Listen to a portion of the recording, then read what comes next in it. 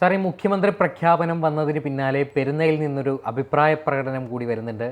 ഇത്തരം ഒരു നിലപാടെടുക്കാനാണോ ഈ ഒരു തീരുമാനം ഇത്ര വൈകിപ്പിച്ചത്? കോൺഗ്രസ് പൂർണ്ണമായിട്ടും ലീഗിനെ കീഴടങ്ങി ജനാധിപത്യ ധ്വംസനമാണ് എന്നൊക്കെയാണ് NSSൻ്റെ ജനറൽ സെക്രട്ടറി സുകുമാരൻ നായർ മാധ്യമങ്ങളോട് പ്രതികരിച്ചത്. അതോടൊപ്പം തന്നെ VD സതീശൻ നിലപാടിൻ്റെ രാജകുമാരൻ എന്ന് വിശേഷിപ്പിക്കുന്നത് തെറ്റാണ്. കാരണം അദ്ദേഹം കഴിഞ്ഞ തവണ പെരുന്നയിൽ വന്നപ്പോൾ ഈ നിലപാടുകളൊന്നുമില്ലായിരുന്നു, ഞങ്ങൾ ജയിപ്പിച്ചു വിട്ടതാണ്. പക്ഷേ അതിനുശേഷം മതനേതാക്കന്മാരുടെ തിണ്ണനിറങ്ങാൻ പോകരുതെന്നൊരു തിട്ടൂരം ഇറക്കിയ സതീശൻ എന്ത് നിലപാടുകളാണെന്നൊക്കെയാണ് അദ്ദേഹം അതിഗുരുതരമായ ആരോപണങ്ങളാണ് കോൺഗ്രസിനെതിരെയും പുതിയ മുഖ്യമന്ത്രിക്കെതിരെയും മുന്നോട്ട് വയ്ക്കുന്നത്. അല്ല, ഇപ്പം കേരളത്തിൽ എനിക്ക് തോന്നുന്നു ഏറ്റവും കൂടുതൽ ജനാധിപത്യ രീതികളെക്കുറിച്ച് സംസാരിക്കാൻ യോഗ്യൻ സുകുമാരൻ നായരാണെന്ന് തോന്നുന്നു, അല്ലേ? കാരണം അദ്ദേഹം പറയും ജനാധിപത്യ ധ്വംസനം. ഒന്ന് ആലോചിച്ച് നോക്കുക, ഇത് പറയാനുള്ള ഒരു ഔചിത്യം ഈ സന്ദർഭത്തിലാണ് അദ്ദേഹം തിരഞ്ഞെടുത്തത് എങ്കിൽ അദ്ദേഹത്തിൻ്റെ ഒരു ജനായത്ത സംവിധാനത്തിലെ ജനായത്ത മര്യാദ എന്താ? കേരളത്തിലെ ഈ ജനങ്ങളെ അദ്ദേഹം കാണുന്നില്ലേ? ഈ UDFന് കേരളത്തിലെ ജനത നൽകിയ ഭൂരിപക്ഷം അദ്ദേഹം കാണുന്നില്ല. അപ്പോൾ അതല്ല, ഇവർ ഈ NSSൻ്റെ ജനറൽ സെക്രട്ടറിയും SNDPയുടെ ജനറൽ സെക്രട്ടറിയും രണ്ടുപേരും, ഒരാൾ കണിച്ചിക്കുളങ്ങരയിലും ഒരാൾ പെരുന്നയിലും കടവർന്നിരിക്കുകയാണ്. ആൾക്കാരെല്ലാം വരുന്നവർ വന്നിങ്ങനെ കണ്ടിട്ട് കുമ്പിട്ടിട്ട് പോകണം. ഇതിപ്പോൾ ഏതൊരു മനോരോഗം പോലെ ആയിട്ടുണ്ട്. എന്നിട്ട് അവരുടെ വായിൽ വരുന്ന അവർക്ക് തോന്നുന്ന കാര്യങ്ങൾ, അവരുടെ വ്യക്തിപരമായ താല്പര്യങ്ങൾ എവിടെയാണോ ലേശം നടക്കാതെ വരുന്നത്, ഹനിക്കപ്പെടുന്നത് പോലുമില്ല, ലേശം നടക്കാതെ വരുന്നത്, അപ്പോഴേക്കും അവർ ഈ പറഞ്ഞതുപോലെ പൊട്ടിത്തെറിക്കും. അങ്ങനെ ചില പൊട്ടിത്തെറിക്കുന്നത് കേൾക്കുമ്പോഴത്തേക്ക് ചില ആൾക്കാർ ഓടി വന്നിട്ട് വീണ്ടും കാലിൽ വീണിട്ട് കുമ്പിട്ടിട്ട് പോകും. അതോടുകൂടി അദ്ദേഹം കൊള്ളാം, കുഴപ്പമില്ല, പൊക്കോളൂ, പ്രീതിപ്പെട്ടു. ഈ ഒരു അവസ്ഥയാണ്.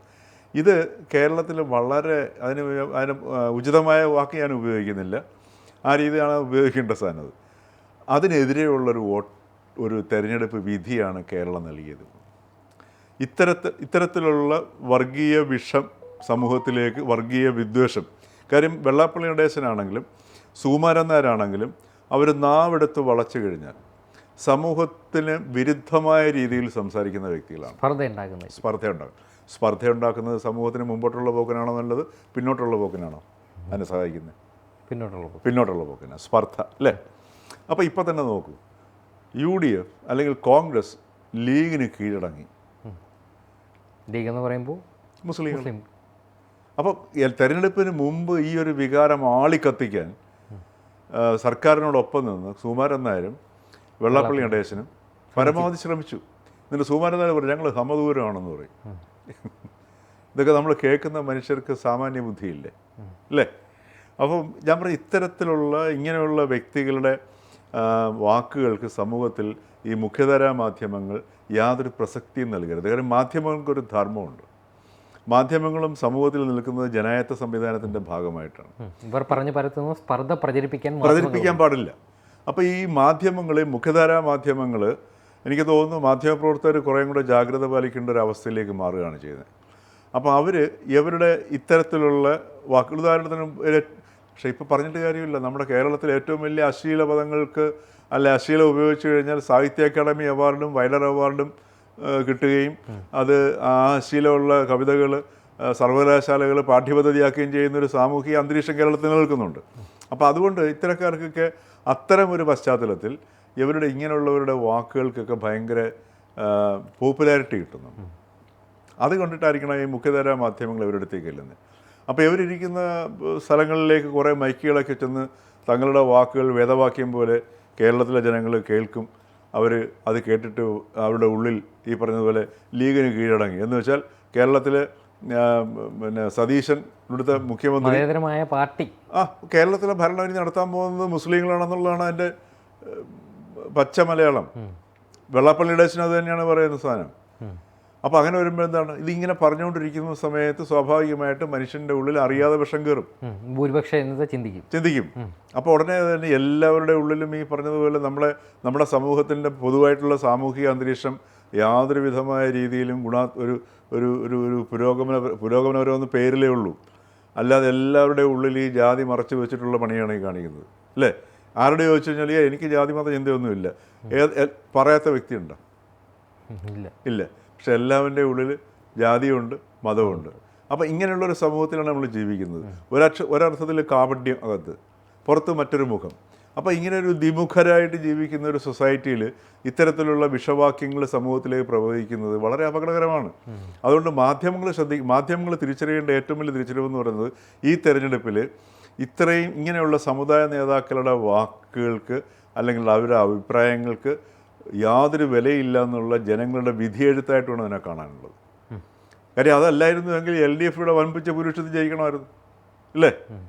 ഇതിപ്പം എത്രയാണ് പോയത്? LDF-ന്റെ ചരിത്രത്തിൽ ആദ്യമായിട്ടാണ് 40% 37% അല്ലേ അല്ലേ 37%-ലേക്ക് താഴെ 40-ൽ താഴെ പോയിരിക്കുന്നു ജനപിന്തുണ.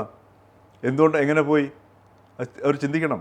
അത് ഇത്തരം വൃത്തികേടുകൾക്കെതിരെയുള്ള സാംസ്കാരികമായി ഉണർന്ന സാധാരണ ജനങ്ങൾ, മനസ്സിലായല്ലേ? അവരാണ് ഇവർക്കെതിരെ നിശബ്ദരായിരിക്കൂ എന്നാണ് അവരടുത്ത് പറഞ്ഞേക്കുന്നത്. ആ ഒരു വിധിയിലെ ശബ്ദം ഇവർക്ക് കേൾക്കാൻ ഇപ്പോഴും തയ്യാറല്ല. ഇന്നലെ രാത്രിയിൽ ആ കുബുദ്ധി ആലോചിച്ച് നോക്കണം. ഇവിടെ എന്താണ് ജനാധിപത്യ വിരുദ്ധമായിട്ട് നടക്കുന്നത്? VD സതീശൻ പ്രതിപക്ഷ നേതാവായിരുന്നു, അദ്ദേഹം ഇലക്ഷൻ നയിച്ചു. നാച്ചുറൽ ചോയ്സാണ് അദ്ദേഹം, സംശയമില്ല കരുതി. അതുകൊണ്ട് തന്നെയാണ് ഹൈക്കമാൻഡ് ഇത്രയും ബുദ്ധിമുട്ട് വന്നത്. പിന്നെ രമേശ് ചെന്നിത്തല, KC വേണു, 3 പേരും ഈ NSSൻ്റെ സമുദായത്തിൽ, നായർ സമുദായത്തിൽപ്പെട്ട ആൾക്കാരാണ്, അല്ലേ? അതെ. അതിനകത്ത് സതീശൻ പ്രതിപക്ഷ നേതാവായിരുന്നു, നാച്ചുറൽ ചോയ്സ്, കേരളത്തിലെ ജനങ്ങളുടെ വികാരം അതിനോട് ചേർന്ന് നിന്നു. പിന്നെ അതല്ലേ ജനാധിപത്യ മര്യാദ എന്ന് പറയുന്നത്, അല്ലെങ്കിൽ ജനാധിപത്യ സംവിധാനം. അവിടെ എങ്ങനെയാണ് ജനാധിപത്യ ധ്വംസനം നടക്കുന്നത്? ഏറ്റവും വലിയൊരു ജനാധിപത്യ സംവിധാനത്തിൻ്റെ ഒരു ജനാധിപത്യ പ്രക്രിയയുടെ വിജയത്തെ ധ്വംസനം എന്ന് കാണുന്ന ഒരു വ്യക്തിയുടെ മാനസികാവസ്ഥ എന്ന് ആലോചിച്ച് നോക്കൂ. അദ്ദേഹത്തിൻ്റെ ചോയ്സ് രമേശ് ചെന്നിത്തലയായിരുന്നു. അതുകൊണ്ടാണ് ഇന്നലെ രാത്രിയിൽ അർദ്ധരാത്രിയിൽ അദ്ദേഹം പത്രസമ്മേളനം നടത്തിയിരിക്കുന്നത്. എന്താണെന്നറിയോ? അവസാന നിമിഷമെങ്കിലും എൻ്റെ അഭിപ്രായം ഹൈക്കമാൻഡ് പരിഗണിക്കട്ടെ എന്ന്. അത് സ്വയം വിലയിരുത്താനുള്ള ശേഷിക്കുറവ് കൊണ്ട് സംഭവിക്കുന്ന സാധനമാണത്, മനസ്സിലായില്ലേ? ഈ ഒരു മാധ്യമങ്ങൾ കുറേ പേര് കാണാൻ ചെല്ലും, അവർ ഈ അഭിപ്രായങ്ങൾ ചോദിക്കുമ്പോൾ പറയും, അത് ടെലികാസ്റ്റ് ചെയ്യും, TV-യിൽ കാണും. അപ്പോൾ താൻ എന്തോ ഒരു മഹാസംഭവമാണെന്ന് ഈ 2 വിദ്വാൻമാരും കരുതുന്നു. ഇവരുടെ ജോലി എന്താണ്? ഇവരുടെ ജോലി എന്ന് പറയുന്നത് സമുദായ സംഘടനയുടെ നേതൃത്വസ്ഥാനത്തിരിക്കുന്നവരാണ്. അവരവിടെ എങ്ങനെ ഇരിക്കുന്നു എന്നുള്ളത് രണ്ടാമത്തെ വിഷയം. അവരുടെ ലക്ഷ്യം എന്ന് പറയുന്നത് സമുദായത്തിൻ്റെ ക്ഷേമത്തിൽ കേന്ദ്രീകരിച്ച് ചിന്തിച്ച് സമുദായത്തിൻ്റെ ക്ഷേമത്തിന് വേണ്ടി പ്രവർത്തിക്കുകയും ചില സന്ദർഭങ്ങളിൽ ആവശ്യമായിട്ട് സർക്കാരിൻ്റെ ഭാഗത്തു നിന്ന് എന്തെങ്കിലും വീഴ്ചകൾ വരിയിട്ടുണ്ടെങ്കിൽ ചൂണ്ടിക്കാണിക്കുകയും തിരുത്തുകയും ചെയ്യുക എന്നുള്ള ജോലിയല്ല വേറെ സമൂഹത്തിൽ അവർക്ക് വേറെ എന്താ സ്ഥാനമുള്ളത്? ഇതവരുടെ സമുദായത്തിൻ്റെ ഉദാഹരണത്തിന് മന്നത്താചാര്യനൊക്കെ പിടിയേരിയിട്ടുണ്ടാക്കിയ സംവിധാനങ്ങൾ കൊണ്ടാണ് ഈ പ്രസ്ഥാനങ്ങളൊക്കെ ഉണ്ടായിട്ടുള്ളത്. മനസ്സിലാക്കണം. അത് അദ്ദേഹം ചെറിയ മനുഷ്യനായിരുന്നില്ല.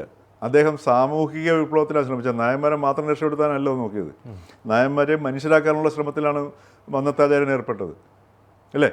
അതേപോലെ ശ്രീനാരായണ ഗുരു ഈ നമ്പൂതിരി മുതൽ നായാടി വരെ ഉള്ളവരെ മനുഷ്യരിലേക്ക് ഉയർത്താനാണ് ശ്രമിച്ചത്. അപ്പോൾ ഇവരൊക്കെ സാമൂഹികമായിട്ട് ചെയ്ത പ്രവൃത്തിയിൽ ഓർക്കണം സാർ. അപ്പോൾ അങ്ങനെ അവരൊക്കെ അന്നത്തെ കാലഘട്ടത്തിൽ സാമ്പത്തികമായിട്ടുള്ള അവരുടെ അനുഭവങ്ങൾ ആലോചിച്ച് നോക്കണം. പിടിയേരിയിട്ടൊക്കെ പൈസ അല്ലെങ്കിൽ വരുമാനം ഉണ്ടാക്കുക, സമൂഹത്തിന് ആവശ്യമായ മാറ്റങ്ങൾ ഉണ്ടാക്കുക എന്നുള്ള രീതിയിലാണ് ഇവരൊക്കെ ശ്രമിച്ചത് സാധനം. ഇന്നിപ്പോൾ എന്താ, ഒരു ലെക്ചർ പോസ്റ്റിന് വാങ്ങിക്കുന്നത് 80 ലക്ഷമാണ് NSS വാങ്ങിക്കുന്നതെന്ന് പറഞ്ഞു കേൾക്കുന്നത്. ഏതാണ്ട് 1 കോടി വരെ SNDP അല്ലെങ്കിൽ വെള്ളാപ്പള്ളിയുടെ ലക്ഷം വാങ്ങുന്നു പറയുന്നു. എന്തുകൊണ്ട് ഇവരുടെ ക്ഷേമത്തിന് വേണ്ടി ഇത് ഉപയോഗിക്കാൻ പറ്റുന്നില്ല? 2000 കോഴ വാങ്ങിക്കുകയല്ലേ, അത് വാങ്ങാൻ പാടില്ല.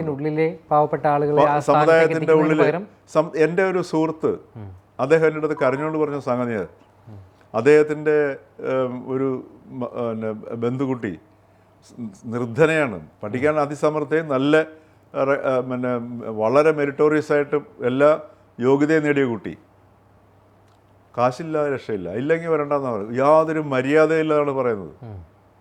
അത് ഇദ്ദേഹമാണ് പറയുന്നത്. ഈ വ്യക്തിയാണോ എന്നിട്ട് ജനാധിപത്യ ധ്വംസനത്തെക്കുറിച്ച് സംസാരിക്കുന്നത്? ഇത് തന്നെയാണ് വെള്ളാപ്പള്ളി ഡേശനും ചെയ്യുന്നത്, അല്ലേ? വെള്ളാപ്പള്ളി ഡേശനാണെങ്കിലും മദ്യരാജാവും കൂടെയാണ്. മദ്യത്തിലൂടെ ഒന്ന് ആലോചിച്ച് നോക്കുക. ശ്രീനാരായണ അവർ പറഞ്ഞു ചെത്തരുത്, വിൽക്കരുത്, കുടിക്കരുത്. അതിലൂടെ സമ്പന്നതയിലേക്ക് വന്ന് അദ്ദേഹത്തിൻ്റെ മകൻ, അദ്ദേഹത്തിൻ്റെ പേരിൽ രേഖാമൂലം ഉണ്ടാവില്ലായിരിക്കാം, പക്ഷേ അദ്ദേഹത്തിൻ്റെ മകൻ മദ്യവ്യവസായിയാണ്.